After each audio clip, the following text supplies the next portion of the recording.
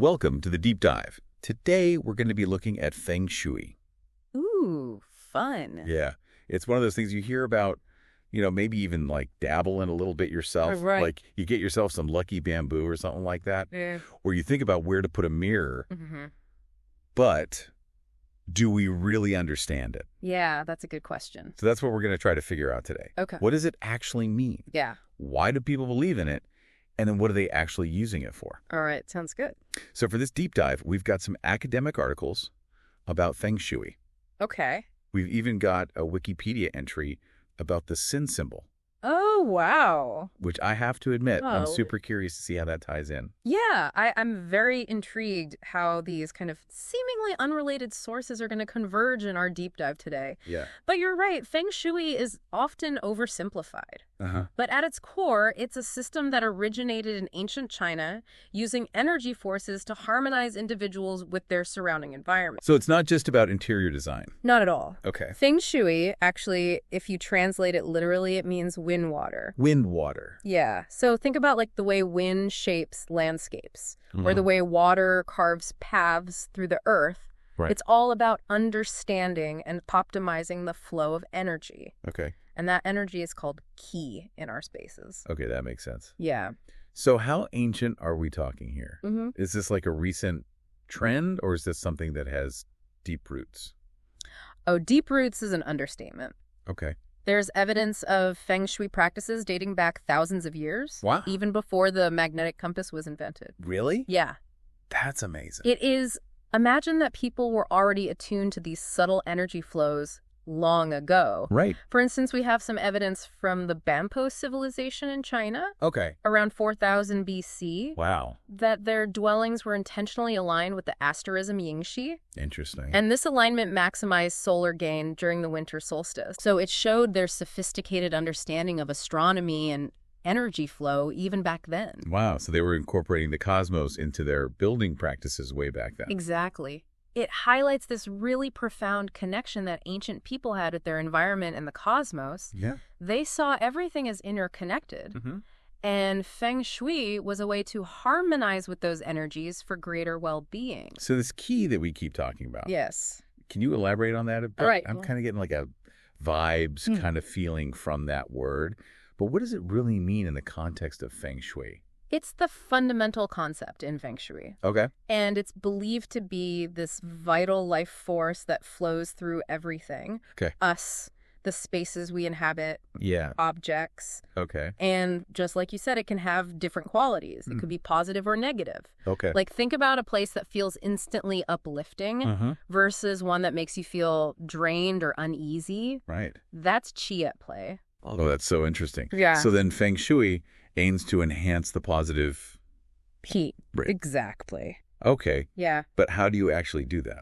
There are many different techniques, Mm-hmm. but a core principle is balance, Okay. and specifically the balance of yin and yang. Right. You've probably heard of those two opposing but complementary forces, Yes. like light and dark, Yeah. or activity and rest. Uh-huh. Feng Shui seeks to harmonize these energies within a space to create this harmonious and supportive environment. So it's about finding that sweet spot Right. between those energies. Exactly. Not too much of one or the other. Mm-hmm. I'm starting to see how this gets really complex. It does. Yeah. And this is where things get even more interesting, Okay. especially in the context of our sources for this deep dive. Hmm. You mentioned that Wikipedia entry about the symbol. Yeah, I'm really curious how that fits into all of this. Okay. I know it represents prosperity in Chinese culture, Mm-hmm. but beyond that, I'm lost. Well, buckle up, because this is where Feng Shui's connection to the cosmos really shines through. Right. In Feng Shui, the symbol is linked to Luxing, Okay. which is the star of prosperity. Right. And that is actually Mizar, a star in the Big Dipper constellation. Wait, hold on. Yeah. Are you saying that a symbol for prosperity is connected to an actual star? It is. This is blowing my mind a little bit. It's a fascinating connection, isn't it? Yeah. And this linkage exemplifies how Feng Shui isn't merely about arranging furniture, Uh-huh. but about aligning oneself with celestial energies. Wow. It speaks to a deeper understanding of how those energies can influence our lives. So Feng Shui is about More than just the physical environment. It's about tapping into this cosmic energy. Exactly. Okay. And it's important to remember that Feng Shui developed over millennia, influenced Yes. by this worldview where humans were intrinsically connected to nature and the cosmos. So while some aspects might seem superstitious today, it's crucial to approach it with respect for a different cultural perspective Yeah. and appreciate its rich history. Right. That's a really important point. Yeah. So Feng Shui is about aligning with this energy flow, balancing yin and yang, and connecting with the cosmos. Right. But how did ancient people actually use it? Yeah. Was it only about homes, or did they apply it to other areas of life as well? That's a great question. Yeah. And it leads us into the practical applications of Feng Shui. Okay. So traditionally, it was used extensively for choosing locations and orientations for both tombs, Okay. what they called the yin house, Interesting. and homes, the yang house. Okay. And this involved analyzing landforms, the flow of wind and water, Right. and even using astronomical observations Wow. to ensure this harmonious alignment. So they were using it for both the living and the deceased. Yes, That's fascinating. it is. So I'm guessing that's where the form school of Feng Shui comes in. You got it. The one that analyzes like the physical shapes and the environment. Right. Yeah, right on track. The form school is all about observing and interpreting the natural and built environment to determine how energy flows through a space. Okay. So think about the lay of the land, the presence of mountains or bodies of water, even the placement of buildings and roads. Wow. All of these factors were believed to influence the qi of an area. So the form school is about the tangible, visible aspects of a space. Right. But I remember we also talked about a compass school, right? That's right. What's that all about? That focuses on directions and relies heavily on a tool called the luopan, Okay. which is a complex compass-like device. Okay. It's used to determine the most auspicious placements within a space Okay. based on the building's orientation the year it was constructed. Right. And these intricate calculations involving energy forces. Oh, intriguing. Yeah. So while the form school is about what we can see and touch, Mm-hmm. the compass school is delving into those unseen energy forces and directions. It sounds like there's a lot to unpack there. Absolutely. Yeah. And both schools aim to understand and optimize the flow of qi, Okay. believing that it can significantly impact the lives of the people inhabiting a space. So Feng Shui is this intricate system with ancient roots connecting people to their environment and the cosmos. Mm-hmm. It's about balancing energies, aligning with auspicious directions, Right. and ultimately creating a harmonious space that supports well-being. Yes. I'm really starting to see why people find it so compelling. It is truly fascinating. Yeah. And we've only just scratched the surface. I know, right? In the next part of our deep dive, we'll explore how these concepts translate into real-world application, Okay. both in traditional Feng Shui and its more modern interpretations. Ooh, I can't wait to delve deeper. Yeah. It's making me look at my own living space in a whole new light. It is amazing how just having a deeper understanding can change our perspective. It really is. Yeah. So stay tuned for part 2 of our deep dive into the world of Feng Shui. All right. See them. Welcome back to our deep dive into Feng Shui. It's great to be back. In part 1, we explored like the fundamental concept, like Yeah. qi and yin and yang and all that. Mm-hmm. And we kind of delved into the fascinating history Yeah.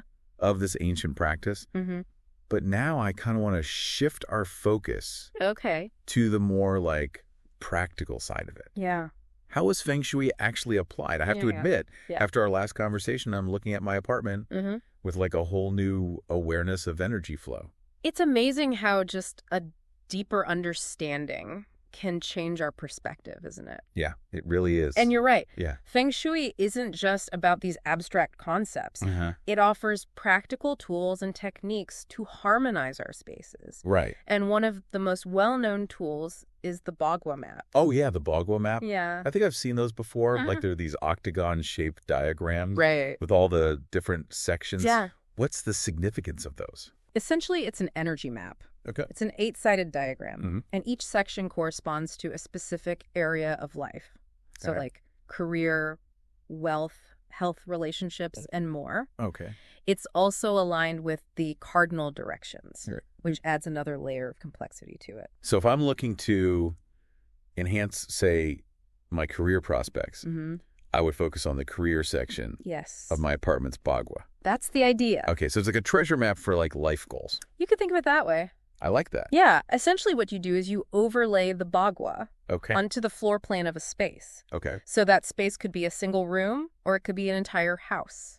Right. And by doing so, it helps to identify which areas of your life are energetically connected to which areas of your physical space. Oh, that's fascinating. Yeah. So then, by understanding these connections, Right. you can intentionally enhance specific areas of your life Yes. through adjustments in your environment. Precisely. That's so cool. And this is where the form and compass schools of Feng Shui come into play. Right. Yeah, they offer different approaches to assessing and adjusting the energy of a space. Right. We touched upon those earlier. Yes. Could you give us some concrete examples Sure. of how each school might approach the same space? Absolutely. So let's imagine a house Okay. situated on a hill with a stream flowing nearby. Okay. I like it. All right, so the form school practitioner would analyze the shape of the hill, Mm-hmm. the direction of the stream, the positioning of the house itself, Right. and how all these elements interact to influence the flow of qi. Okay. And they might recommend specific landscaping adjustments Hi. to enhance the positive energy flow. Okay. So it's very much about the physical landscape Mhm. and its influence on the energy of the house. Yes, exactly. What about the compass school? Okay, so the compass school, How would their approach differ?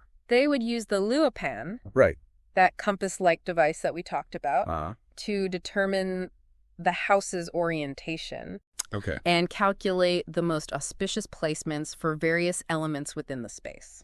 Okay. So they might recommend placing certain objects or furniture in specific directions Mhm. to align with beneficial energy flows based on that bagua map. So while the form school focuses on the visible, tangible aspects, Right. the compass school delves into those unseen energy forces and directions. Exactly. It's like two sides of the same coin working together Yes. to create a harmonious balance. Exactly. Both schools offer valuable insights. Right. And often they're used in conjunction Okay. to achieve the best results. That makes sense. Yeah. Now, I have to ask about this luopan. Okay. It sounds incredibly intricate. It is. Can you paint a picture for our listeners? Sure. What does it actually look like Mhm. and how is it used in practice? Okay. So imagine a traditional compass, Okay. but far more complex. Okay. The luopan has concentric rings with all these intricate markings that represent different energy forces, directions, elements, and even astronomical references. It sounds almost like a mystical artifact. It definitely has an aura of mystique about it. Yeah.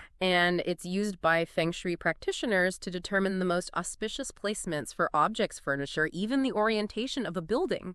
Wow. And it involves complex calculations and a deep understanding of Feng Shui principles. It's amazing to think that something so ancient Mm. is still being used today to harmonize spaces.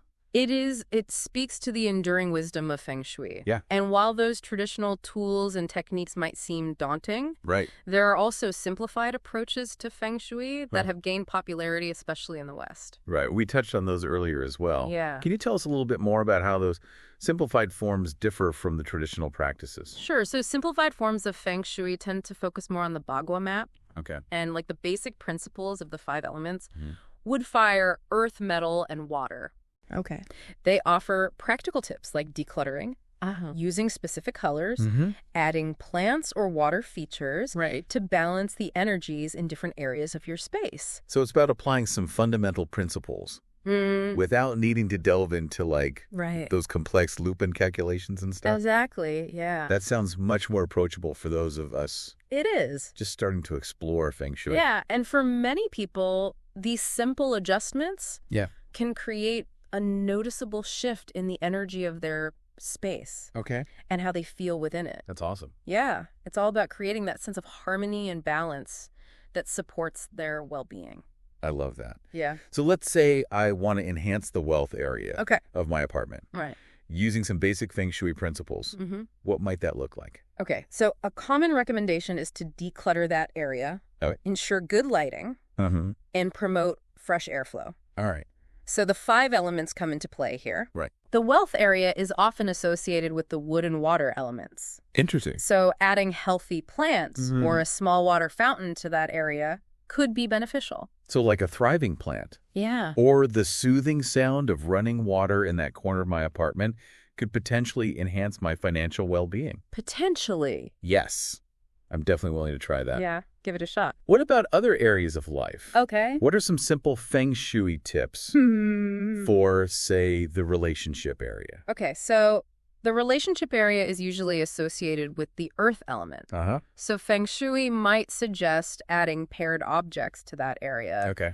like candles or artwork depicting happy couples. Right. It's all about creating a supportive energy that fosters connection and harmony in your relationships. It's incredible how these principles Yeah. can be applied to different aspects of life. Right. It's like intentionally creating a space that reflects and supports your aspirations. That's a beautiful way to put it. Oh, thanks. And remember, even if you're not fully convinced about the mystical aspects of Feng Shui, Right. these principles can encourage you to be more mindful of your space, how you use it, and how it makes you feel. Yeah, I love that perspective. Yeah. It's like a gentle nudge towards creating a more intentional and harmonious living environment, Exactly. regardless of your beliefs. Precisely. But before we wrap up this part of our deep dive, Okay. I want to emphasize the importance of intention in Feng Shui. Right. It's not just about mechanically applying these principles. It's about understanding the energy you want to cultivate in your space Right. and consciously working towards creating an environment that supports your goals and well-being. Intention. Yes. That makes perfect sense. Yeah. It's about aligning your inner aspirations Right. with your outer environment. Mm-hmm. It's like setting an intention for your space, Yes. just as we might set intentions for personal growth or our daily lives. Exactly. Your space becomes a reflection of your inner aspirations and a supportive environment for your journey. I like that. Yeah. Now, in the next part of our deep dive, we'll explore some of the criticisms surrounding Feng Shui, Yes. and we'll discuss how to navigate those different perspectives.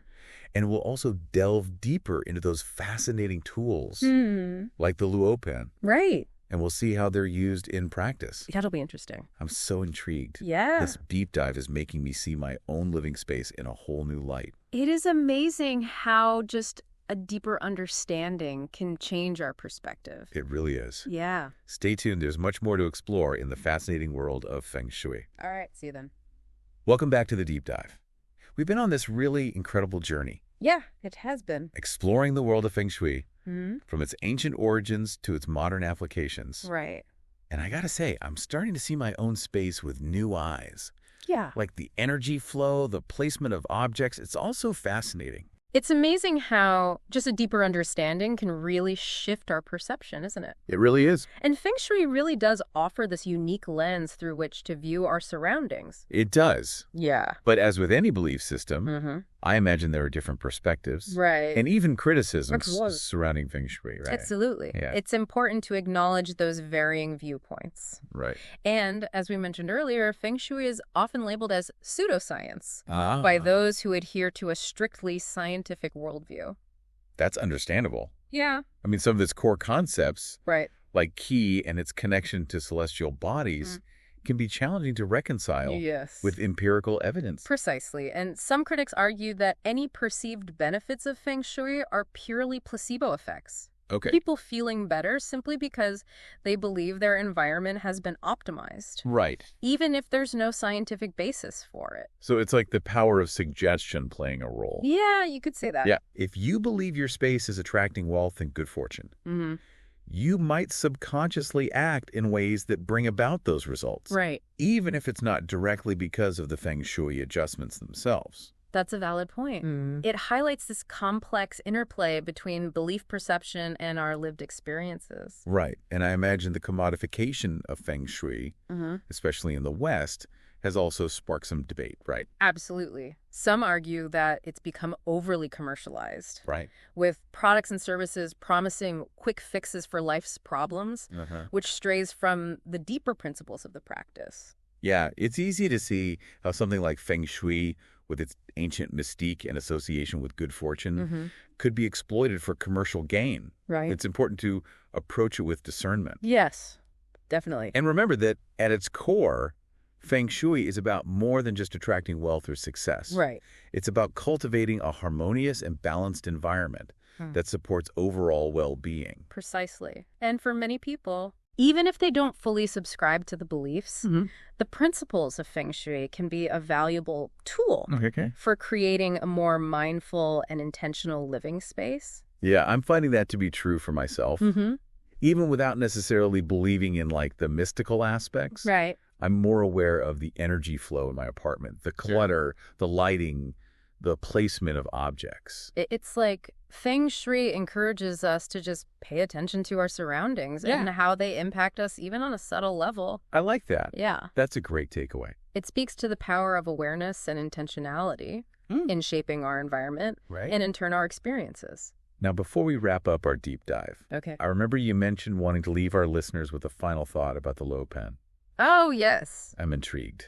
We've talked about the Luo pen as this complex compass-like device used in traditional Feng Shui Yeah. with its intricate markings representing those different energy forces and directions. But what if we look at it from a slightly different perspective? What? Imagine viewing your own living space Okay. through the lens of the Luo pan. Okay, I'm picturing like those concentric rings and symbols. Mm-hmm. It's like a blueprint for understanding the energy of a space. Exactly. Now, consider this. Yeah. Even if we set aside the mystical interpretations for a moment, Okay.